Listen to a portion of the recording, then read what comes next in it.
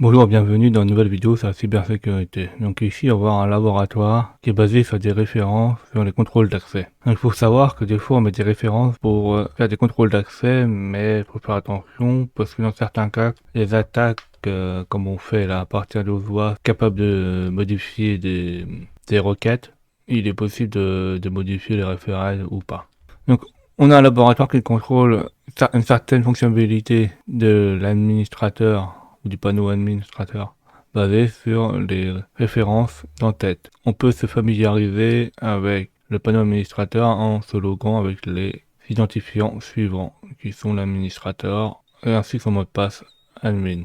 Pour résoudre ce laboratoire, on utilise l'identifiant suivant, donc winner ainsi que son mot de passe Peter. Et on doit exploiter une faiblesse dans l'access control pour se mettre soi-même les droits pour devenir administrateur.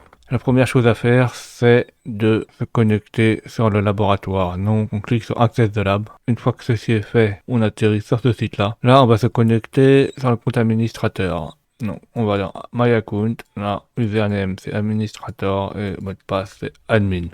On se log. Donc là, on simule comme si on était une attaque de l'homme du milieu. Donc, si on était capable d'intercepter certaines requêtes de l'administrateur. Ici, on voit qu'on a un admin panel, donc un panneau d'administration. Donc on clique dessus. Et là, on peut s'amuser à modifier les droits des utilisateurs. Donc ici, winner, on le laisse en normal, parce que ce sera celui-là qu'il faudra à partir de lui-même mettre en admin. Donc on va tester sur Carlos pour voir ce que ça donne. On clique sur Carlos, on fait upgrade, et on regarde ce qui s'est passé. Alors là, ce qui est bizarre, c'est qu'on n'a pas eu de poste, mais on est quand même administrateur pour Carlos. On a quand même réussi à lui mettre les droits. Donc regardons les requêtes. Et on voit que c'est cette requête-là, 302 notphone, qui permet de faire ça. Donc comment il a fait ça? Il a passé en get à partir de l'URL, il a passé le rôle, donc le nom d'utilisateur, et l'action qu'il fallait faire, c'était de faire mise à jour. Et en plus, il y a un lien de référence qui lui dit que ceci vient du lien admin.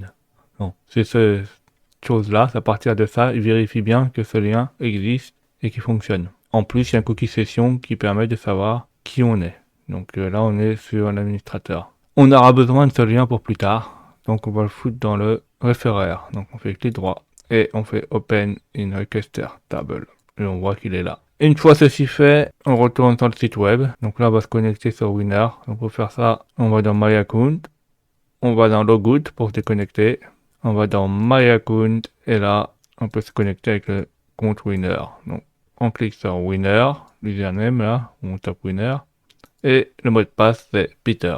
On se log et là, on regarde s'il a eu un cookie. Donc, la première chose c'est que là, on doit passer l'username et Peter.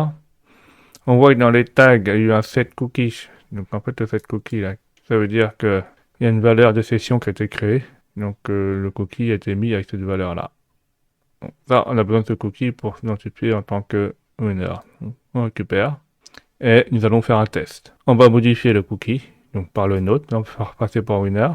Donc c'est dans le requester, là dans la requête, là on va faire passer par winner. Donc dans la session on enlève l'ancien cookie de session, on colle le nouveau. Par contre là ce qu'on veut augmenter les droits, c'est pas Carlos, parce que Carlos a déjà les droits admin, il l'a déjà admis. C'est les droits winner, on a besoin de monter. Et une fois que ceci fait, là, on va simuler comme si on n'avait pas eu le référeur. Donc, là, le référeur, on va l'enlever. Et on va bien vérifier que c'était grâce à lui que le site vérifie si on est sur la bonne requête ou pas. J'envoie. Et là, ça nous dit que c'est pas autorisé. Donc, en fait, c'est bien dû au référeur que ça marche pas. Donc, on va vérifier si c'est référeur. On le remet. Donc là, j'ai remis le référeur. Et on va envoyer la requête pour voir ce que ça donne. Donc, je la renvoie. Et là, on a un HTTP 1.200 OK. Et on revient dans le laboratoire. Ça nous dit qu'il est résolu. Donc, c'est bon. Donc là, il faut faire super gaffe. Parce que des fois, référeur, ça permet de protéger la session. Mais si c'est mal implémenté, comme ici, ou s'il n'y a pas d'autre session là, qui permet aléatoire, par exemple, des tokens, ou d'autres protections à côté, en fait ça protège rien du tout en fait. On arrive à contourner la protection. Donc merci d'avoir vu cette vidéo.